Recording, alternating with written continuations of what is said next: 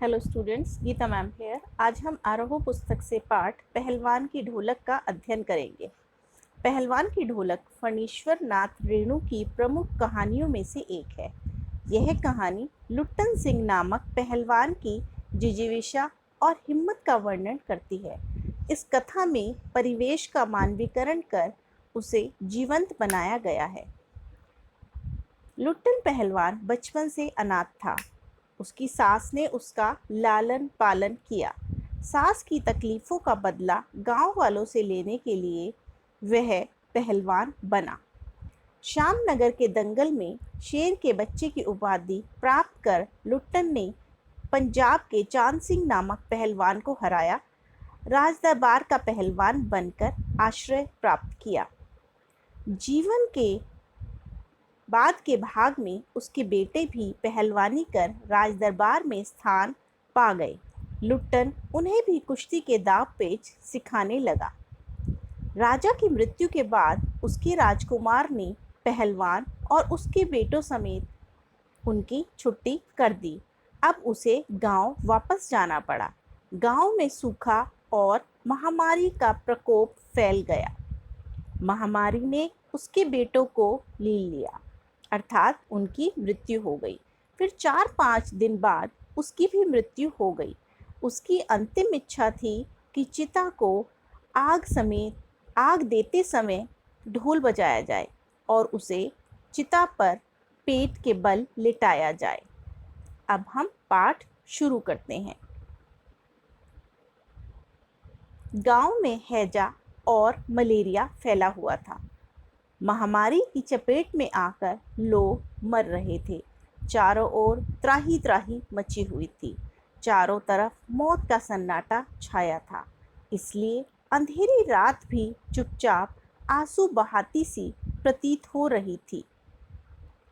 तारों के माध्यम से लेखक कहना चाहते हैं कि अकाल और महामारी से त्रस्त गांव वालों की पीड़ा को दूर करने वाला कोई नहीं था।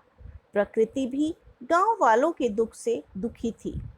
आकाश से टूटकर यदि कोई भावुक तारा पृथ्वी पर आना भी चाहता तो उसकी ज्योति और शक्ति रास्ते में ही शेष हो जाती थी।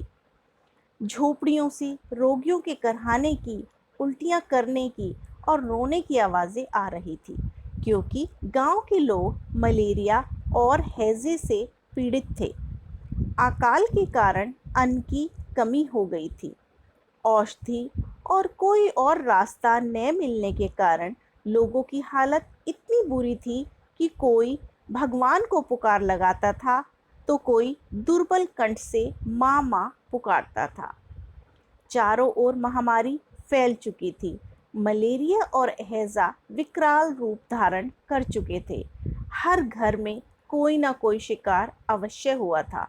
इस कारण रात बहुत सूनी थी।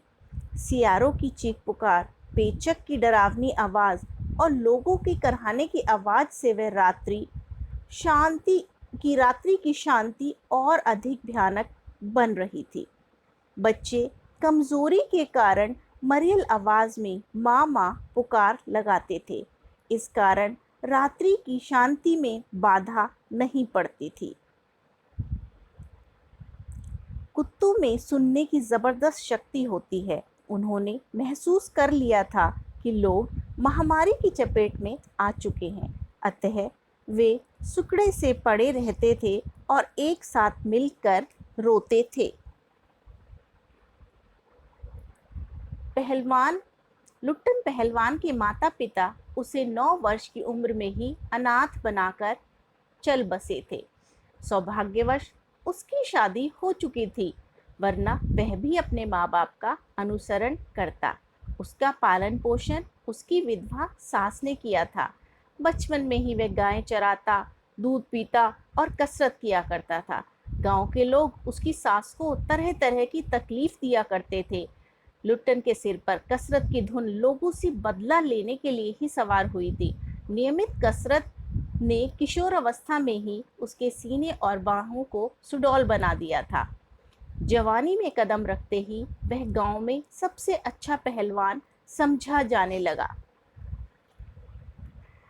एक बार श्यामनगर में मेला लगा हुआ था। लुट्टन सिंह भी वहाँ मेला देखने गया था। वहाँ दंगल लगा हुआ था, जिसमें शेर के बच्चे की उपाधि वाला एक मशहूर पहलवान चांद सिंह आया हुआ था। आज तक उसकी बराबरी का कोई पहलवान नहीं था। लेकिन ढोल की धुन से जोश में आकर लुट्टन सिंह ने उस शेर के बच्चे को चुनौती दे दी। इसी चुनौती को देखकर शांत दर्शकों की भीड़ में खलबली मच गई। श्यामनगर के राजा का नाम श्यामानंद था। उसे शिकार करना प्रिय लगता था। इसके साथ साथ उसे दंगल का भी बहुत शौक था। राजा साहब चांद सिंह पहलवान को जानता था। वह उसके दांव पेच पहले भी देख चुका था। चांद सिंह पहले ही शेर के बच्चे की उपाधि प्राप्त कर चुका था, लेकिन लुट्टन सिंह पहलवान पहली बार दंगल में लड़ने जा रहा था। इसीलिए राजा साहब ने कुश्ती बीच में रुकवा दी। अब आगे का पार्ट हम अगले सेशन में कंटिन्यू करेंगे। धन्यवाद।